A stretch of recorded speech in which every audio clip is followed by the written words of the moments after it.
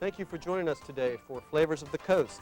Today we prepared for you pepper herb chicken with tomato cilantro salsa, angel hair pasta with grilled shrimp and pesto garlic butter, and tarragon crusted striped bass. Support for Flavors of the Coast is provided by Jansen Quality Construction, family owned since 1997. Jansen Craftsmanship, Jansen Quality, Jansen Value. Jansen Quality Construction, remodeling specialists serving the Gulf Coast. The Canandaigua Wine Company, introducing fine wines from Covey Run and Columbia. Canandaigua, quality wines for the enjoyment of everyday life.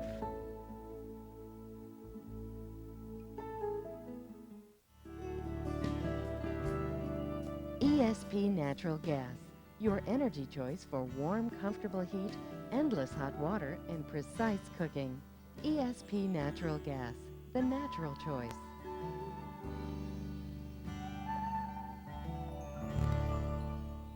And by Kesco, your restaurant equipment source in Northwest Florida for more than 20 years, providing cooking and refrigeration equipment as well as design, layout, delivery, and installation services.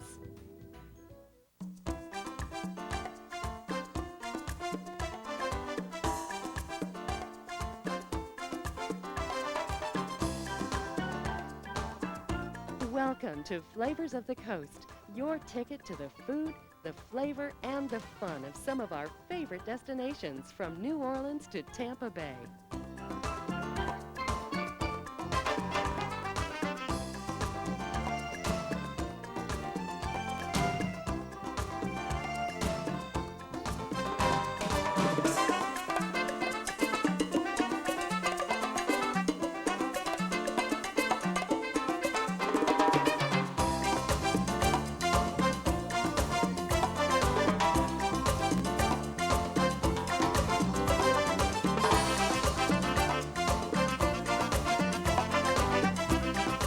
And now, here's award-winning executive chef Irv Miller.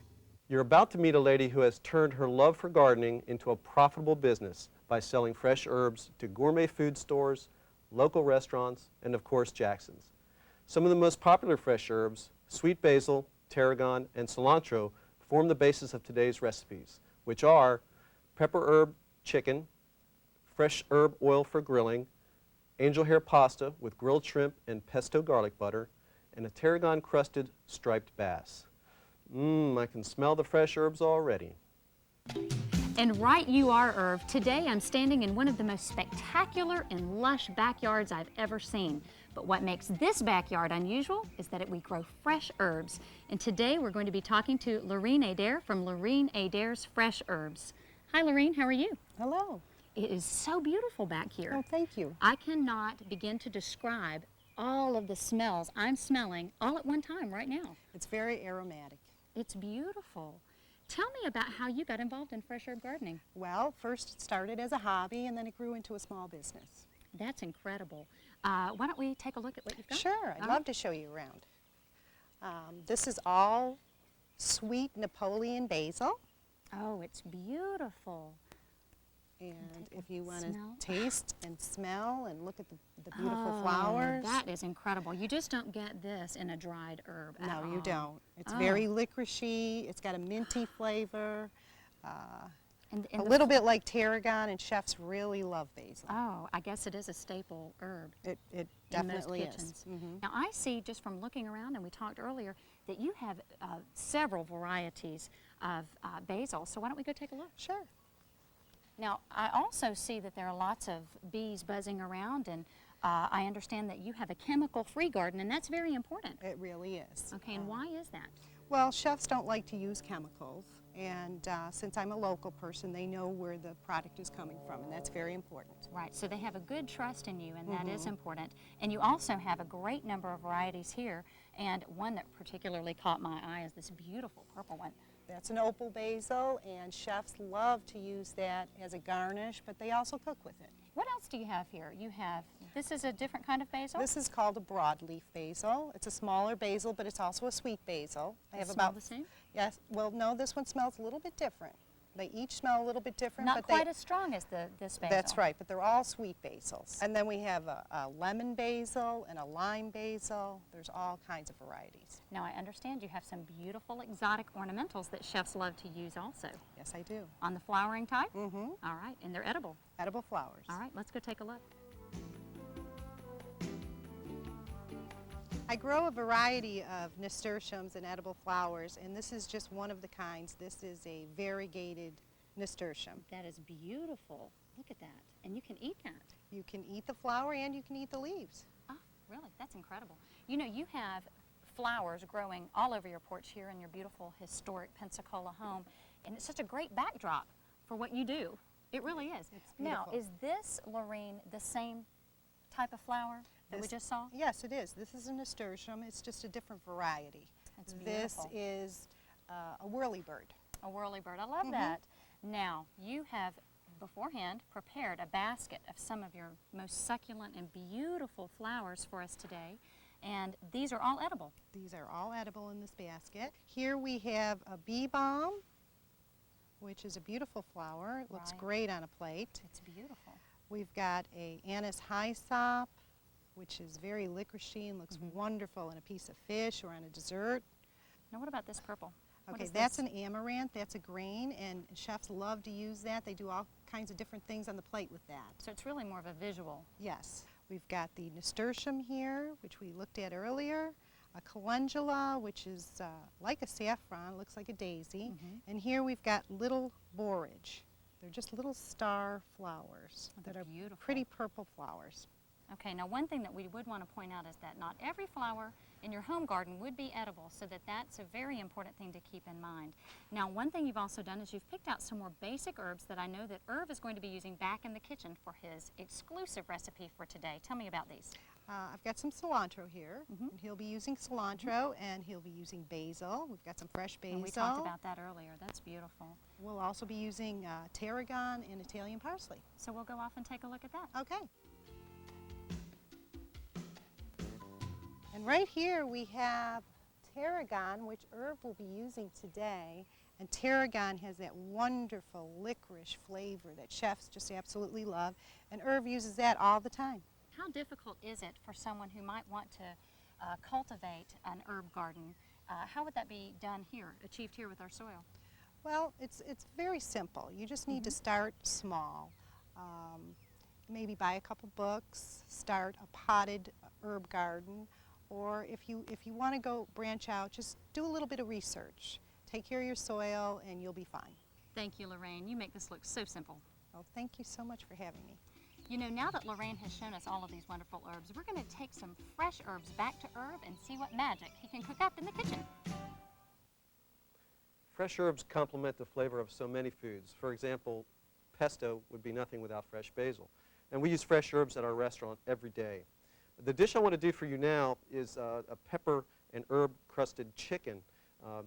What I want to do first is combine my 5 peppers, and I'll do that in the mortar and pestle. I'm going to start with the black peppercorns. I'm just going to break them up. Once you have a good, fresh cracked pepper, I'm going to add a little bit more milder pepper, some pink peppercorns, which are also more delicate, and some green peppercorns. Then I'm going to add a little bit of Asian Szechuan peppers. They're very aromatic in nature. And you have to be careful how many of those you use because it's very overpowering. So once I have this, I'm going to go ahead and add a little bit of hot pepper. This has the little bit of bite to it. And some fresh garlic and shallots. And I'm working on a paste. And when I have the paste almost completed, I'm going to go ahead and add the fresh herbs. And I want to add the herbs last, just because I don't want to pulverize them too much, just enough to make them actually, the oils come out a little bit. And we're almost there. Some fresh thyme. And some fresh chives.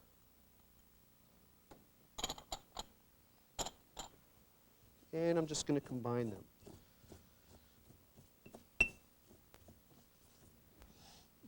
It's beautiful and it smells great. My next step, just going to put this over here, is to go ahead and bring up my chicken.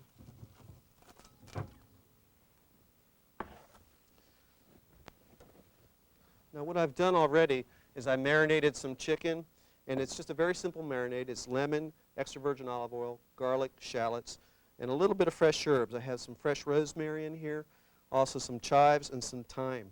But you could use your favorite herb. It doesn't have to be these particular herbs. So my next step is just take your chicken breast and just lightly pound it so it's all the same thickness and it'll cook a little bit quicker. And I did that by just putting it in between two pieces of wrap, or you could use wax paper, not a big deal.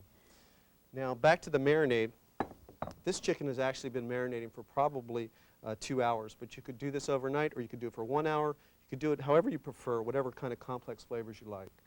Now, I'm going to add the chicken breast to the marinade, and of course these have already been marinating. It's very important when we go to put the chicken on the grill that we take off some of the oil because we don't want a big fire and a lot of smoke. But it's also very important that you season your grill first. And here I have just a little bit of oil. I'm just going to rub it and season the grill just a little bit. Okay? In the same sense, I'm going to take a plate. And since this already has the great flavor on it, I'm going to go ahead and pull everything off of it. And I'm going to put this on the grill, start the salsa. But first, before I do that, I'm going to take some of this mix and put it right on there, press it in. It smells so good. And then we go right to the grill. Now this chicken should take about 6 minutes, maybe 8 minutes per side.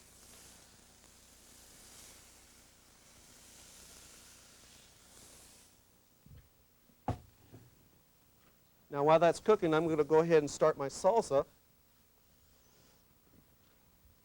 And also I'm going to show you how to make a fresh herb oil.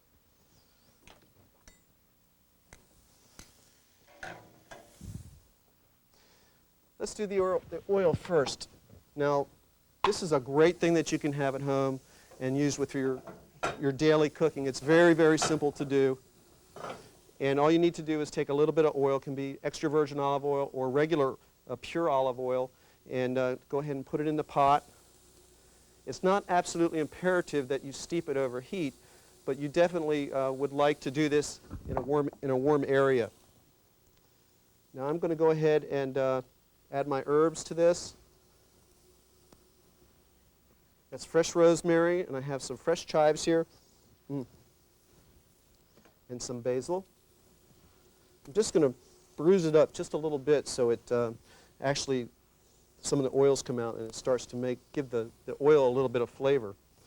And what you want to do with this is just bring it up to, like you're doing tea, and just bring it up to a boil. You can add some garlic, and actually you can pulverize the garlic just a little bit too to help bring out a little bit of the flavor. I'm also going to add a little bit of some chilies to it. And that's just to give it a little bit more spice. Now once again, you don't have to bring it to a boil. You could do this and bring it, put it in a warm place and let it sit for maybe, in fact overnight is great. Sometimes even 2 or 3 days, it doesn't matter. I'm going to go ahead and start the salsa that goes along with this dish.